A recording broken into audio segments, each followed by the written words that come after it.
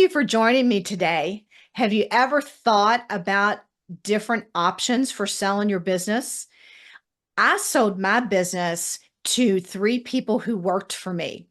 I had a business for 31 years, and that was a perfect solution for me. That was my plan from the very beginning. But there are other options. So today I have asked my friend Katie Blakely to join me as she was a CEO of a company called Pet First, and they sold to a strategic buyer. So I'm going to talk to Katie a little bit about that process. So Katie, once the business sold, she stayed with the buyer who was MetLife. A lot of people of us know MetLife, and they wanted a pet insurance in their portfolio, and she stayed as a vice president.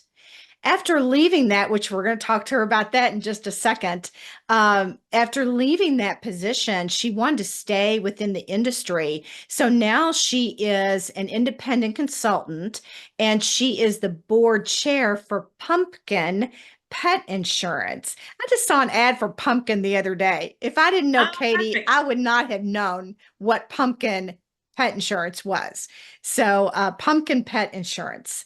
So first thing, thanks, Katie, for coming on. Appreciate it. Um, Thanks for having me. so I've known Katie, I don't know, maybe 10 years, maybe not 10 even that plus, long. perhaps. Yeah. When I had my software company, I had met with her because they wanted to do some improvements to their software. And then we just stayed in touch since then. So it's been a good, interesting to watch Katie navigate everything with Pet First and then MetLife. So, Katie, can you tell us a little bit about what the sales process looked like?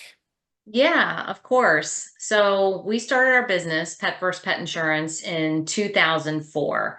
At that point in time, the pet health insurance industry was relatively new in the United States. The market penetration was less than 1%, meaning less than 1% of dog and cat owners in the US had health insurance on their pets. So a lot of opportunity in the space, a lot of white space for us to grow, and that was our intention. And our intention in terms of just having organic growth was to make sure that our business was profitable, scalable, and ultimately would be an attractive acquisition target, potentially for a financial buyer, but also potentially for a strategic buyer. It was probably 2018, 2019 when we started to become a little more purposeful about the state of the business. We thought it was the right time to start a sales process. We retained a broker that was going to help us navigate how to position our business in the industry, who are potential buyers that we should be targeting. And organically, around that time, in mid 2019, we met up with MetLife. MetLife had some partnerships in the pet health insurance industry, so we knew that they already appreciated the value of a product like pet insurance. And we thought, well, what a great partnership that might be when we go to run a sales process. Wouldn't it be great to have MetLife in our portfolio of clients? Not really realizing that they were actually looking to buy a pet insurance provider. So the relationship came together organically, and rather quickly we were able to come to terms in terms of an LOI was executed. We started the diligence process in the fall of 2019, and our deal closed where they made a full acquisition of Pet First in January of 2020. So our operations is based in Jeffersonville, Indiana. They retained all of our team members, all of our operations. We maintained our headquarters in Jeffersonville.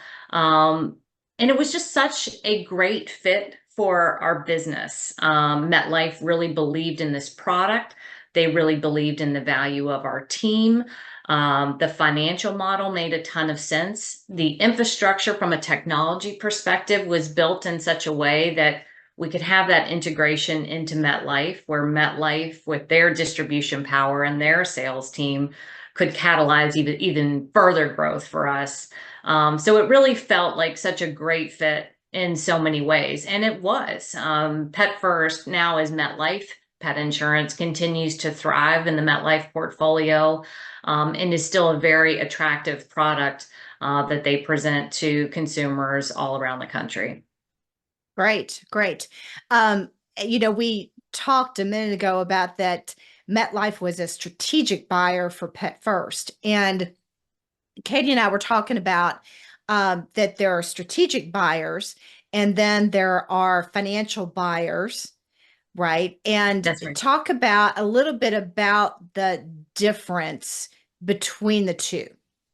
Yeah, so a strategic buyer is an acquisition partner, someone who's making the acquisition where the entity that they're acquiring is more of a true complement to their business model. So, like with MetLife, they already have a number of different insurance products from life insurance to disability to vision.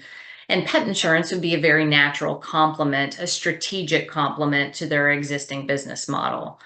Where on the other side, a financial buyer is a buyer, typically private equity, perhaps, where there's an opportunity, a perceived and a real opportunity, hopefully, to make an attractive acquisition, mostly from a financial perspective. So, not so much strategic, but there's a financial opportunity where a private equity firm, for example, may buy a business like ours with the intention to invest in it, grow it, and sell it 2 to 5 years down the line.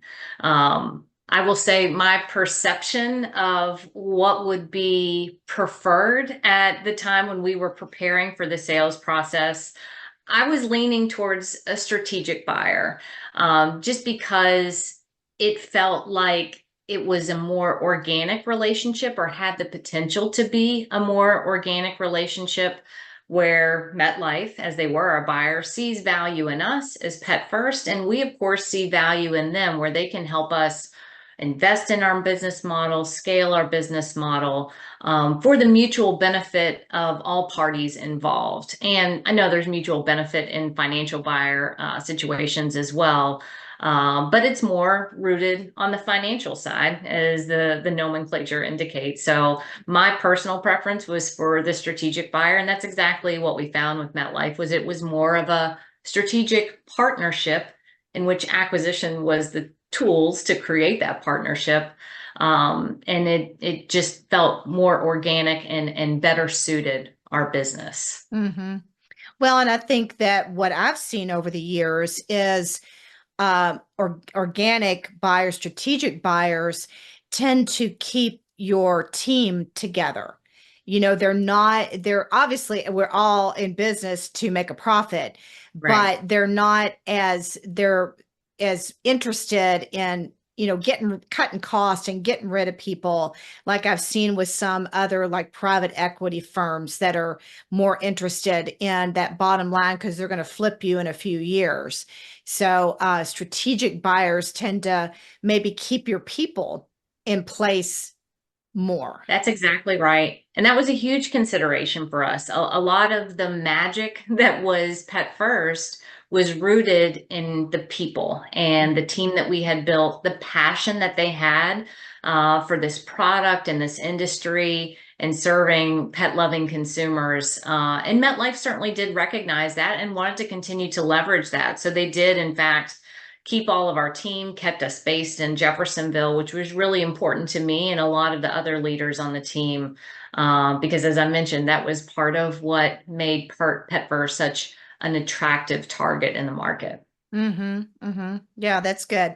So when they acquired Pet First, you stayed on as a VP for a period of time, but tell us what that felt like for you, that journey. What were the challenges that you faced with that?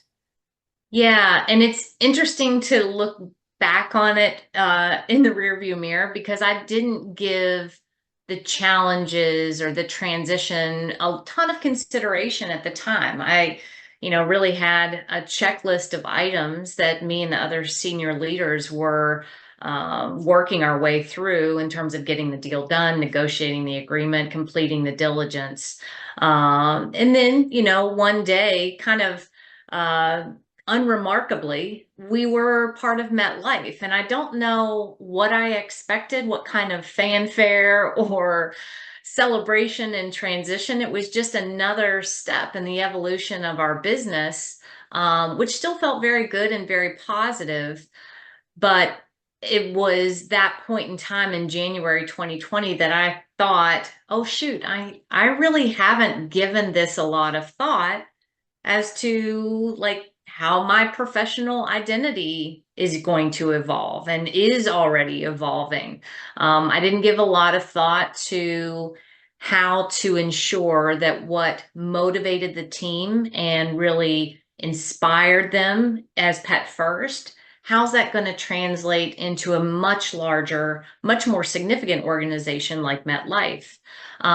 So I was already kind of tisking at myself that, gosh, I should have invested a little more time and energy and not just thinking through the operating model and the financial model, but culturally, how would I and other team members transition into this organization? And not just for the benefit of Pet First, but also for MetLife. How can we best serve MetLife in these new roles where we don't have to be the Swiss Army knives that we had to be in a much smaller organization? How can we integrate into this business as seamlessly as our software platform did? How do we do that for our people as well? And as you can probably imagine, being a part of a much larger organization came with a lot of conversation, a lot of meetings. We needed to be liaisons for the sales team, for the operating team, for the enablement team, teams that we hadn't even heard of before and that we certainly didn't have inside Pet First. So the meeting culture was a bit of a shift for us from Pet First to MetLife.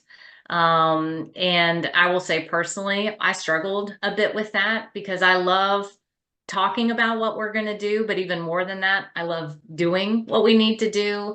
And I felt like we were doing a lot of planning and a lot of strategic conversation. But I, in my role, was no longer part of the execution.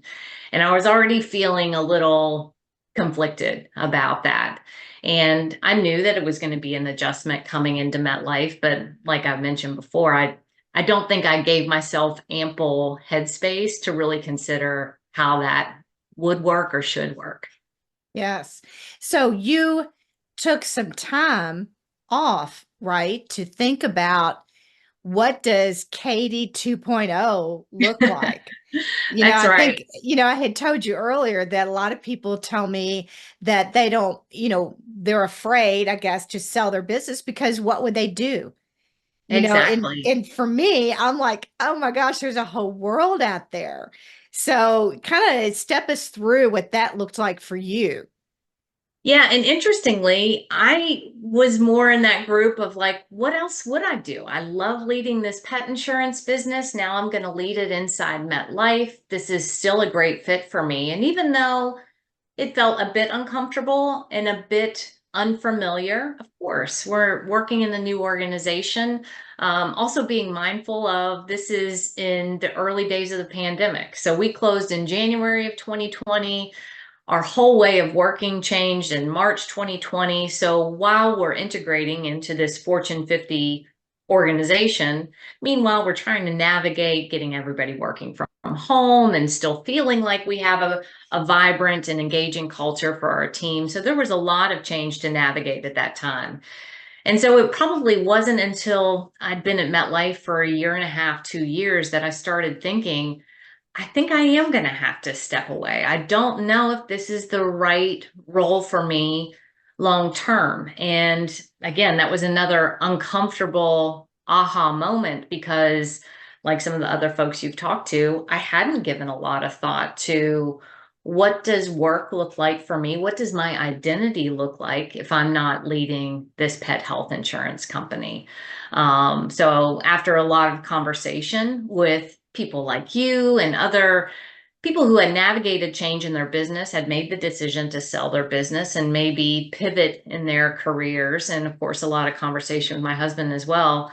I decided to leave MetLife and take a break. We have two school-aged children. It was springtime. It was a nice time to take the spring and summer and really sort of hit the pause button, certainly major slowdown, and invite myself to take more deep breaths, pay closer attention to what did I love about work? What would I like to see move in to the next phase of work life for me? And what are some of the things I don't love about work that I'd be very comfortable leaving behind in that rear view mirror? Especially once I had the understanding that I can sort of craft what this next phase of my career looks like. And I think that was probably the most important and impactful lesson is I thought that I needed to look for another job and another predefined role. And it was during that sabbatical period that I really realized, well, I can write my own role. I can define what I'd like the role to look like and pivot as necessary. And that was just such a great move for me. And I'm so glad that I did decide to make that change because it's opened up other opportunities for me that I wouldn't have had the opportunity to realize otherwise. Right. It's like we were talking about, and I've always told people it's not when I sold my business, it wasn't that I didn't want to work. I really wanted it to be on my terms. And, obviously without all the responsibility, but to have that flexibility, Yeah, so you took a path of staying in the industry just at a different angle, that's right. which is interesting to me that, now you're chair of the pumpkin pet insurance. So you've still got your hands in it, but you had that flexibility for your family and for the things that you want to do. That's right. Yeah. Yeah, So you and I don't, think yeah. So you don't have to go and like what I did, just left the industry. You don't have to do that when you sell your business. well, and I also thought like, well, I'm going to need to do something very different. And also I thought, well, gosh, I probably want to do something different. I've been doing pet insurance for now 20 years. Um, and maybe I want to try on something new, another nascent industry, emerging industry. And I think the more research that I did outside of the pet industry, pet health insurance specifically, the more I realized there's still so much opportunity in this space and there's so much talent and there's so much innovation happening that I felt that tug. And that was a great experience because I wasn't sticking with pet insurance because I felt obligated to or because I felt stuck. It was almost that I wanted to turn away from it and it kept pulling me back, Mhm. which was just a great reminder of there's still a lot of really meaningful work to do in this space. And that helped me be more purposeful in making connections and renewing connections to say, I want to stay in this industry, but I want to craft a different type of role where I'm not involved as much in the day-to-day operations of a business, but still getting my hands dirty in this industry and helping contribute to growth in what I really do believe is a really important industry in the U.S. Mm-hmm. That's good. That's good. I was thinking about what you said about that you, after you left MetLife, you took this sabbatical. And I thought, I wonder, thinking about the people that say to me, I don't know what I would do. What they need to do really is to stop and take a little bit of a sabbatical, even if it isn't a physical one, mentally stop and say, okay, let's say my business was sold or something happened tomorrow. What would I do?